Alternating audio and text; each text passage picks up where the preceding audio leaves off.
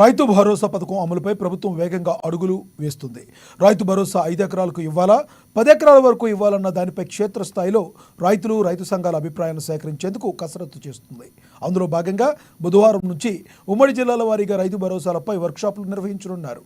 బుధవారం ఖమ్మంలో, 11న ఆదిలాబాద్, 12న మహబూబ్ నగర్, 15న వరంగల్, 16న మెదక్, 18న నిజామాబాద్, 19న కరీంనగర్, 22న నల్గొండ, 23న రంగారెడ్డి జిల్లాల్లో వర్క్షాప్లు నిర్వహించనున్నారు. ఈ సమావేశాలకు రైతులు, మేధావులు, రైతు సంఘాలను సమీకరించాలని కలెక్టర్లకు ఆదేశాలు జారీ చేశారు. వచ్చిన అభిప్రాయాలను కలెక్టర్లు వెంటనే నివేదిక రూపంలో పంపించాలని నిర్ణయించారు. రైతు భరోసాపై మంత్రివర్గ ఉపసంఘాన్ని ప్రభుత్వం ఏర్పాటు చేస్తుంది. ఉపసంఘం చైర్మన్గా డిప్యూటీ సీఎం భట్టి విక్రమార్క, సభ్యులుగా మంత్రులు శ్రీధర్ బాబు, పొంగులేటి, తుమ్మల నాగేశ్వరరావులు ఉన్నారు. ఈ అభిప్రాయ సేకరణలో జిల్లా మంత్రులతో పాటు ఇన్ఛార్జ్ మంత్రులు కూడా పాల్గొన్నారు.